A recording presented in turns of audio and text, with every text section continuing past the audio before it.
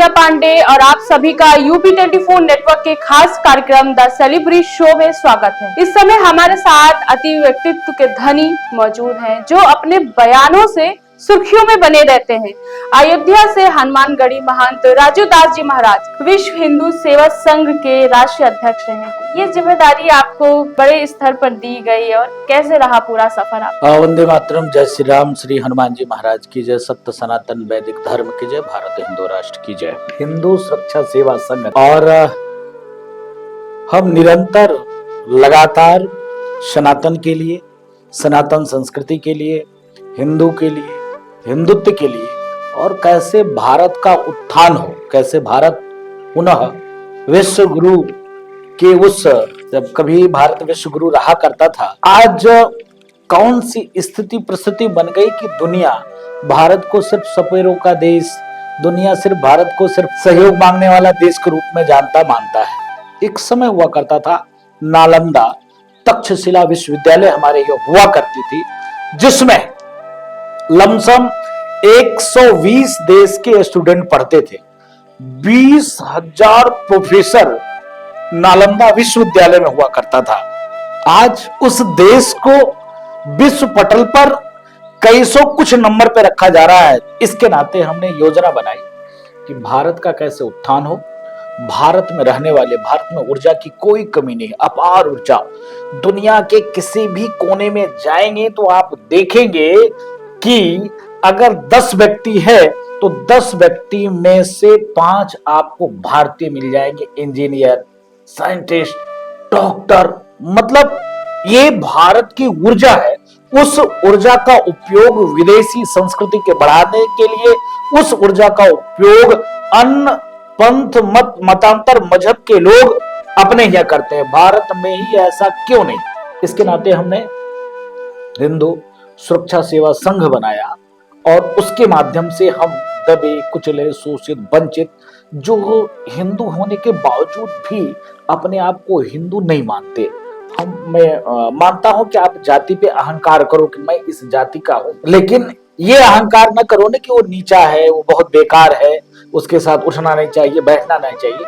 तो हम प्रयास करके कि जो अपने हिंदू भाई हैं, जो दबे हैं, कुचले हैं, शोषित हैं, वंचित हैं, जिनके साथ हम बैठकर खाना नहीं खाते, पानी नहीं पीते, जिनको हम अपने यहाँ नहीं बैठाते, उनको गले लगाने का काम, उनके साथ बैठकर सभी हिंदुओं को जोड़कर और पुनः भारत को विश्व गुरु, पूरा भारत को हिंदू राष्ट्र बनाने की परिकल्पना के साथ हमने हिंदू सुरक्षा सेवा संघ की स्थापना करके और कार्य और काम कर रहे हैं। अभी वर्तमान स्थिति में उत्तर प्रदेश के 58 जिलों में संगठन को हमने तैयार कर दिया है। महाराष्ट्र में 17 जिले में काम चल रहा है।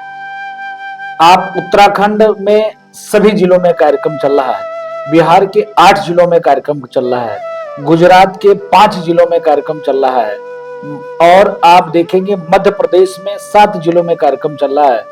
दिल्ली, पूरे दिल्ली में चल रहा है। ऐसे करके हम प्रयास कर रहे हैं कि कैसे हिंदुओं को जोड़े, कैसे जो आज राष्ट्रवाद की भावना कम हुई है। आप देखोगे कि व्यक्ति सब अपने में मस्त है।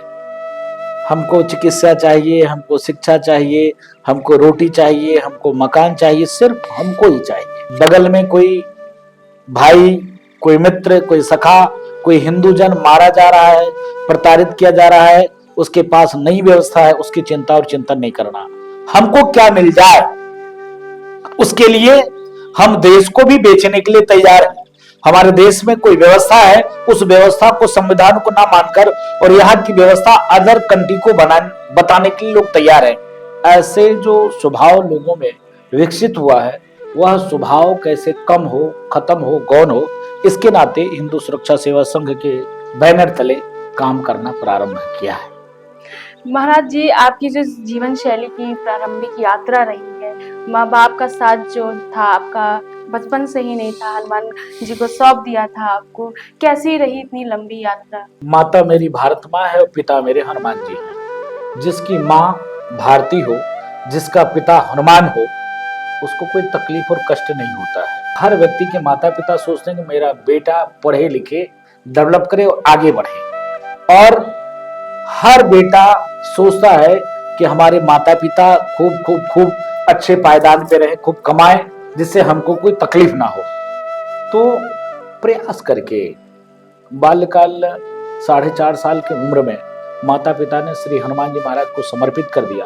अखिल भारतीय पंच रामानंदी निर्वाणी अनि अखाड़ा के नेतृत्व में सिद्धपीठ अयोध्या हनुमानगढ़ी, जहां हनुमान जी महाराज राजा के रूप में विराजमान है, कहा जाता है राम दुआरे तुम रखवारे, होत ना गया बिन पैसारे, सब सुख ले हो तुम्हारी शरणा, तुम रक्षक काहू को डरना।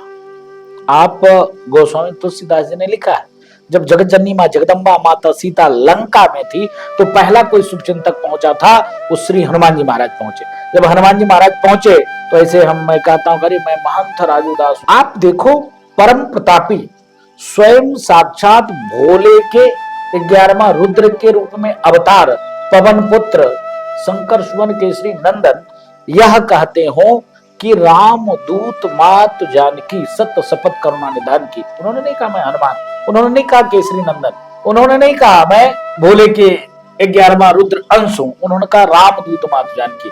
माँ को लगा, क्योंकि नारी शक्ति महान होती है, हमारी पूज्य होती है, तो माँ को लगा कि इतना स्वामी भक्त है, तो जगत जननी माँ जगदम्बा सीता ने आशीर्वाद दिया, अजर अमर गुण निधि सुत हो, अजरता का अमृत का पुत्रवत आशीर्वाद दिया। आज हम उसी परिक्षेत्र में हनुमान जी के सानिध्य में माता पिता ने हनुमान जी को समर्पित कर दिया। अयोध्या में हनुमान जी राजा के रूप में विराजमान है। साकेत महाविद्यालय और यूनिवर्सिटी BA MA LLB करने का अवसर मिला। उसी परिप्रेक्ष्य में संघ विचार परिवार से जुड़ने का अवसर मिला। VHP बजरंग दल विद्यार्थी परिषद में काम करने का अवसर मिला।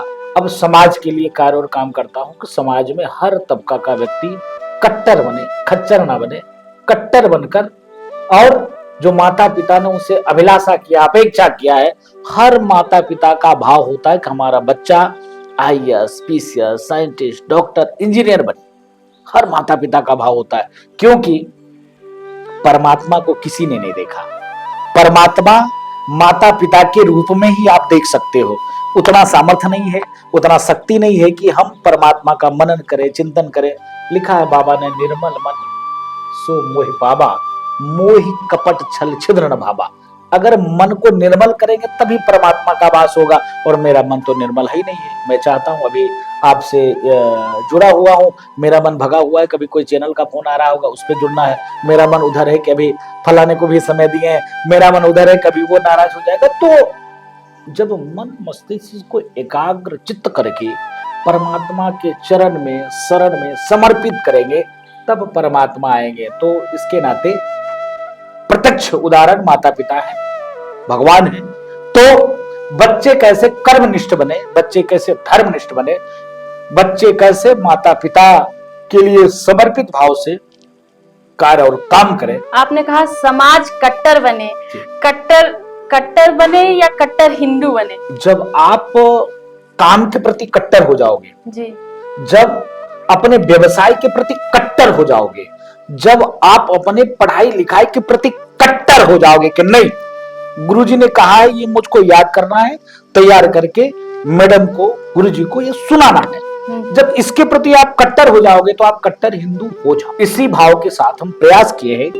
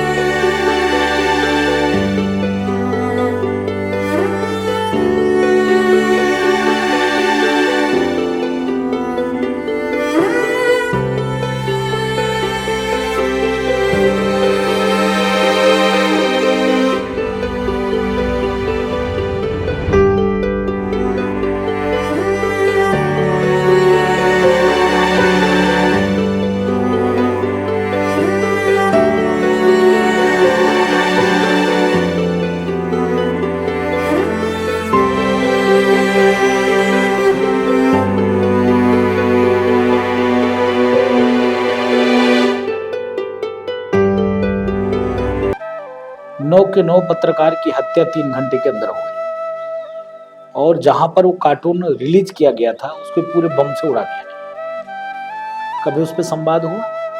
नहीं हुआ। सनातन पे टिप्पणी, हिंदुओं पे टिप्पणी, हिंदू हिंसक है, हिंदू नफरती है, हिंदू चोर है, हिंदू नीच है, ऐसे शब्दों का प्रयोग करके और वो व्यक्ति हमारे साथ बैठकर मंच शेयर करता है और ठहाके लगा के हंसता है।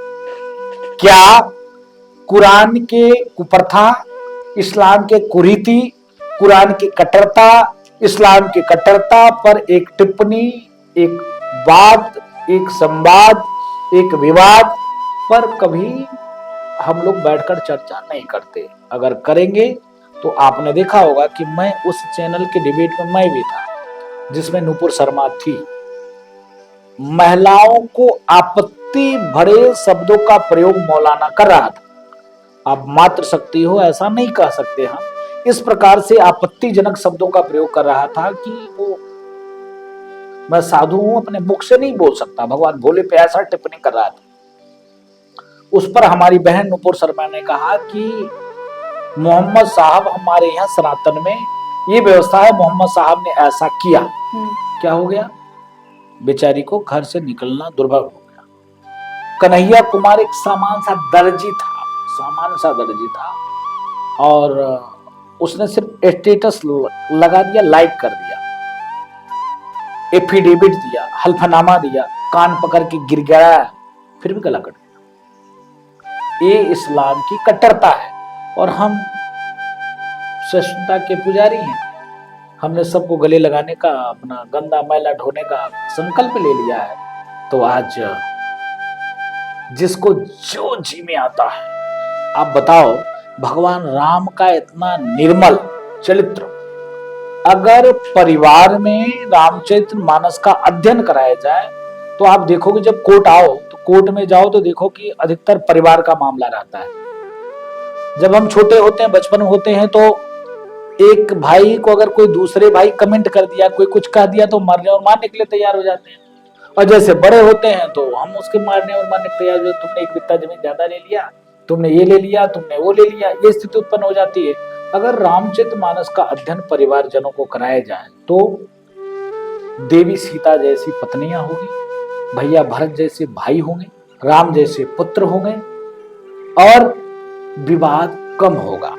सड़ी हुई जातिवादी मानसिकता से लोग दूर होंगे। आप देखो, निषाद राज को गले लगा। अभी कुंभ इतना बड़ा आयोजन हुआ, कई लोगों ने उसकी प्रशंसा की और कहीं विपक्ष ने कहा कि कोई व्यवस्था नहीं थी, सिर्फ भाजपा ने अपनी एडवर्टाइजिंग करी है। आपका भी एक बयान आया था मुलायम सिंह की प्रतिमा को लेकर, जिसको लेकर एमएलए पवन पांडे जो थे, बड़े गर्मजोशी से उन्होंने वाद प्रतिवाद किया था। सुर्खियों में एकदम आग लग गई थी राजनीतिक गलियारों में। इसको कैसे देखते हैं? नहीं, देखिए, हम राजू दास संत हो सकते हैं, महापुरुष हो सकते हैं, महान हो सकते हैं, भगवान नहीं हो सकते। जो निहत्थे राम भक्तों की सीना गोली से छलनी करे वो भगवान हो सकता है क्या? भाई, उस पार्टी के महापुरुष हो सकते हैं, महान हो सकते हैं, भगवान नहीं हो सकते। मेरा विवाद हुआ कहां से? मेरा विवाद यहाँ से हुआ कि कुंभ की व्यवस्था चाक चौबंद इतनी अच्छी, आप समझो कि देश की आबादी 140 करोड़ और 140 करोड़ में 40 करोड़ जिहादी मानसिकता के लोग, 100 करोड़ हिंदू, 100 करोड़ में से 20 करोड़ सेकुलर लोग जिनको धर्म से कोई वास्ता नहीं, 80 करोड़ लोगों में से 70 करोड़ लोग एक जगह जाकर स्नान करता हो और एक चींटी तक को मारने का प्रयास नहीं करता हो, विरोध न करता हो। यहाँ तो जरा सा संख्या बढ़ जाती है, हम अपना त्योहार नहीं मना सकते हैं। अगर इतनी जनसंख्या इस्लाम के मानने वाले कहीं आ जाता तो क्या हिंदू, क्या जैन, क्या सिख, क्या बौद्ध, क्या पारसी, क्या यहूदी, क्या ईसाई बच पाते? नहीं बच पाते। हमारा सवाल सिर्फ यही था कि महाकुंभ है, महाकुंभ राजनीतिक का अखाड़ा नहीं है, और आप उनकी प्रतिमा लगाए हो जिन्होंने निहत्थे राम भक्त की सीना गोली से छलनी किया, जिनको सिर्फ इस्लाम से वास्ता और इस्लामीकरण करने से वास्ता। आज उनका फोटो लगाकर लिख रहे हो कि आइए तीर्थराज प्रयाग आइए, और पीडीए का भगवान का दर्शन करिए। आप लिख सकते थे कि तीर्थराज प्रयाग आइए, फिर मैं कहता हूं अपनी बात पर मैं अडिग हूं, मैंने कोई क्षमा माफी और कोई बैक होने का प्रयास नहीं किया। फिर मैं कहता हूं Akhilesh Yadav and sons company सुन लो, फिर मैं कहता हूं कि मैंने यह कहा कि राजू दास महापुरुष हो सकते हैं, महान हो सकते हैं, भगवान नहीं हो सकते। तो मुलायम सिंह कैसे भगवान हो गए? आप लिख सकते थे, लिखते कि आइए तीर्थराज प्रयाग आइए, बेनी माधव का दर्शन करिए, श्री हनुमान जी महाराज का दर्शन करिए, साधु संतों के चरण शरण में आइए और मुलायम सिंह जी के आश्रम में आइए और प्रसाद खाइए हो जाइए। ये लिख सकते थे। आपने लिखा कि आइए और पीडीए का भगवान का दर्शन करिए। ये मेरा विरोध था। इस चीज को लेकर लमसम 25 सांसद धरने पे थे, कई पूर्व मंत्री धरने पे थे। हर जिले में एक तरफ तो आप भाई भगवा चोला है, तिलक लगाया हुआ हूँ, कंठी गले में है, आप जूता लेकर पीट रहे हो, जला रहे हो। हमारी कोई दूसरी फोटो ले लेते, नाम लिखकर जला देते। तिलक तो लगा है, तिलक राक्षस तो लगाता नहीं। ये देख रहे झुआ और माला पहने, राक्षस तो पहनता नहीं। विचार भी मेरा कोई खराब नहीं, राष्ट्रवादी विचार है। अब आपके पक्ष में नहीं बोलता हूं तो इसलिए आपको खराब लगता है। आप भी हिंदू, आप भी अगर आज कह दो कि भगवान कृष्ण की जन्मभूमि हम बनाएंगे, हम कल से तुम्हारे साथ हो जाएंगे। दम हो कह के देखो, कार्य करने का प्रयास करो। अभी तक कृष्ण जन्मभूमि दर्शन करने नहीं गए, अभी तक हनुमानगढ़ के अलावा राम मंदिर दर्शन करने के लिए नहीं आए, और मस्जिद में सब पत्नी के गए मीटिंग करने के लिए, और पत्नी को कैसे एक मौलाना ने बोला, एक शब्द नहीं बोल पाए। स्वयं की पत्नी को एक मौलाना ने अपशब्द कहा और वो एक शब्द नहीं कर पाए।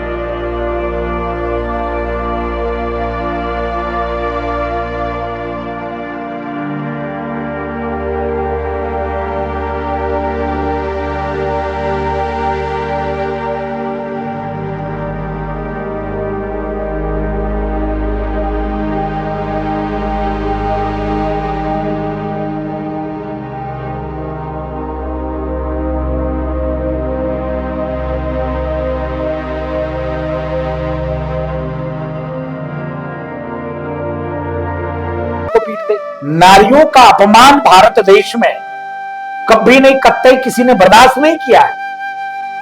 और इस प्रकार से मौलाना नारी के बारे में बोलेगा और हम हंसेंगे, हम मौन रहेंगे, हम चुप रहेंगे। ये कौन सी नपुंसकता है, ये कौन सी मर्दानगी है कि अपने बीवी का इस प्रकार से जलील करवाना। तो वो डर गए इस्लाम से, अखिलेश यादव, कहीं मेरा गला न कट जाए, क्योंकि इस्लाम में अगर किसी ने कमेंट किया तो गला तो कटता ही है।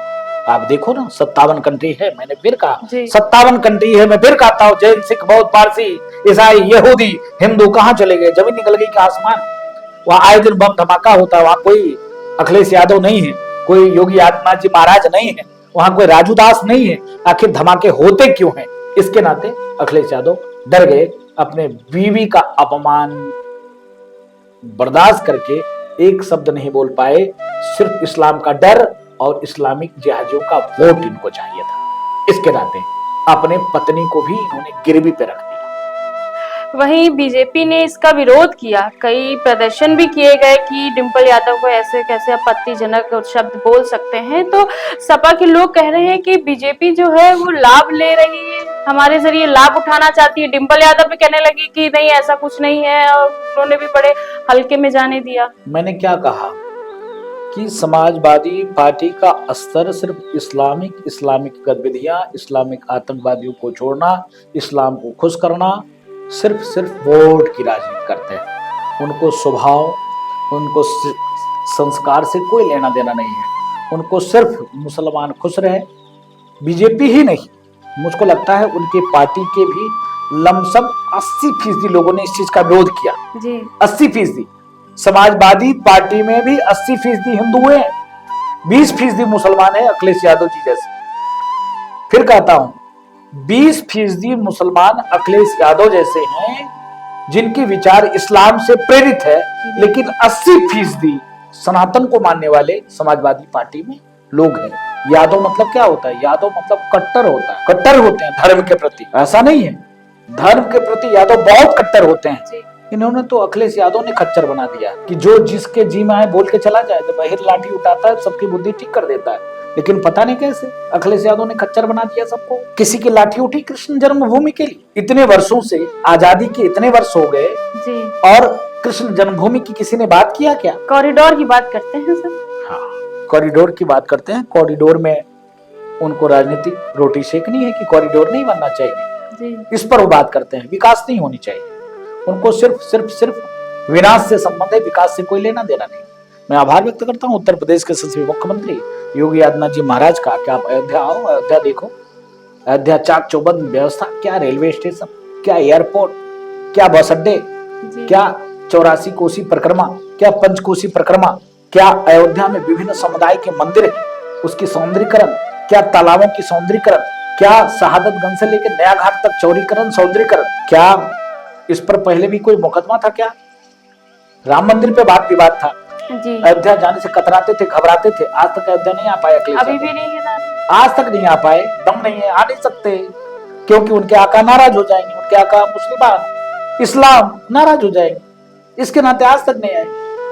तो ये शुद्ध रूप से इस्लाम को मानने वाले हैं। और डिम्पल जी के लिए हम लोगों ने आवाज उठाया था और मुझको लगता है डिम्पल जी भी कहीं ना कहीं इस्लाम से प्रेरित होकर उन्होंने भी एक शब्द उस इस्लामिक आतंकवादी जो उनके बारे में अशोभनीय टिप्पणी किया था उस पर वो नहीं बोल पाए। तो कहने का मतलब है कि हिंदुओं को सतर्क, सजग और जागरूक होना पड़ेगा।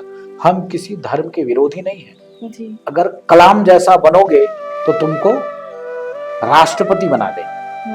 अगर तुम विवादों में तो आप बने ही रहते हैं, विवाद में बने रहते हैं। लोग कहते हैं कि राजदास जी कुछ भी बोल जाते हैं। नहीं, कुछ कैसे बोल जाते हैं? मेरा सवाल है, क्या हिंदू हाथ में चूड़ी पहन लिया कि सनातन पे कोई टिप्पणी करे वो बच के चला जाए? बिल्कुल। अगर हम एक आधे तो राजदास जो है सुर्खियों में बने रहना चाहता है। आखिर कौन बात करेगा? अगर हिंदू धर्म गुरु नहीं बात करेगा तो जो गृहस्थ जीवन व्यतीत करने वाले लोग हैं उनको चिकित्सा, शिक्षा, रोजी रोजगार, पढ़ाई लिखाई, IAS, PCS, साइंटिस्ट, इंजीनियर अपने बच्चों को बनाने के चक्कर में रहते हैं। धर्म की बात करेगा कौन? सनातन की बात करेगा कौन? आज जैसे पूज्य प्रेमानंद जी महाराज ने लड़का और लड़की दोनों पे कमेंट किया जी। दोनों के बारे में कहा कि व्यक्ति का चरित्र निर्मल होना चाहिए, मन पवित्र होना चाहिए, तब भगवान कृष्ण आपके कोख में जन्म लेंगे, तब राम भारत में पैदा लेंगे। आखिर देवता भारत में ही पैदा क्यों लिए? अन्य देश में क्यों नहीं पैदा ले लिए? लेना चाहिए था ना। बिल्कुल। भारत में ही क्यों पैदा लिए? और सबसे सुंदर उत्तर प्रदेश में क्यों पैदा लिए? क्योंकि उत्तर प्रदेश की माताएं, बहनें, बेटियां निर्मल स्वभाव की, उनका चरित्र निर्मल। तो अगर प्रेमानंद जी ने ऐसा कह दिया तो मैंने देखा, अरे राम राम राम, बेचारे ना तो कथा कहने जाए, ना तो कोई प्रोग्राम में जाए, ना तो किसी के घर में जाए, और ना तो मेरे जैसे बैठकर टीवी चैनल पे गला फाड़े चिल्लाएं। कोई कुछ कह भी देता है तो उसका जवाब तक वो बेचारे नहीं देते हैं। उनके मन में शुद्ध रूप से है कि भारत ही नहीं, पूरी दुनिया में रहने वाले मनुष्य मानव बने, मानवत्व का गुण उसके अंदर आए, वो परोपकारी बने, निश्चल स्वभाव का बने, मन उसका निर्मल हो, अपने काम के प्रति वो अडिग बने, वो ढोंग ढकोसला में बेवकूफ बनाने में ना लगे, दुआ भभूत पे ना रहे, कर्म करे, पढ़े लिखे, आगे बढ़े।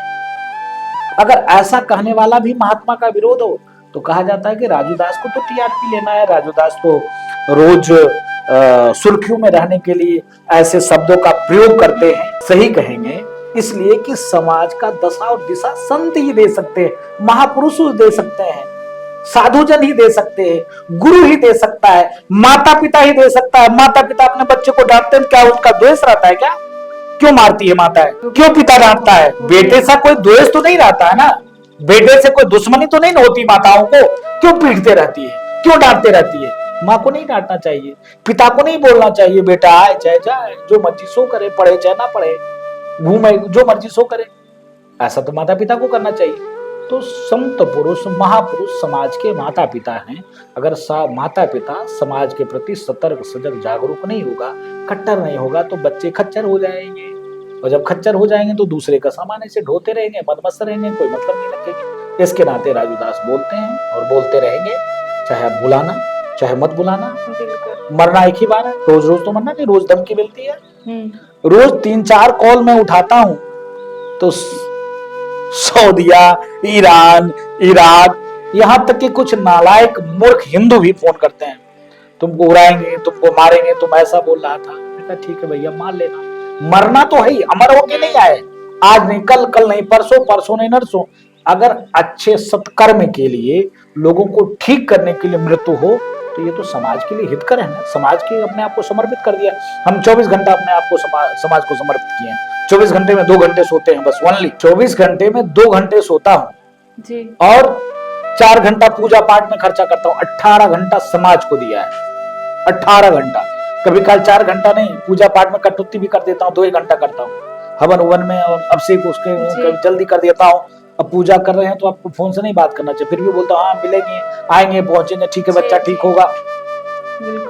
तो जो व्यक्ति, जिसके माँ भारती हो, जिसका बाप हनुमान हो, तब भी अगर लाग लपेट करे, लालच करे तो नहीं काम चलेगा। इसके नाते निवेदन करता हूँ सभी पूज्य धर्म गुरुओं से, मैं निवेदन करता हूँ सभी पूज्य कथावाचकों से, मैं निवेदन करता हूँ समाज का जो हित चाहते हैं ऐसे महापुरुषों से, मैं निवेदन करना चाहता हूँ समाज में जिनकी थोड़ा भी बहुत सामाजिकता में पहचान है, ऐसे लोगों को कट्टर बनना पड़ेगा और लोगों को खच्चरता से बचाकर और कट्टरता में उसको परोसना पड़ेगा, ठीक करना पड़ेगा। इसके नाते काम करता हूँ।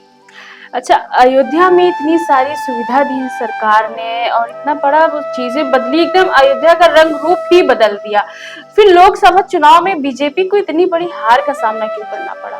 देखिए, फिर मैं कहता हूँ हार जीत तो लगी रही जी। कर्म प्रधानता के हिसाब से संघ विचार परिवार के लोगों ने कार्य और काम किया।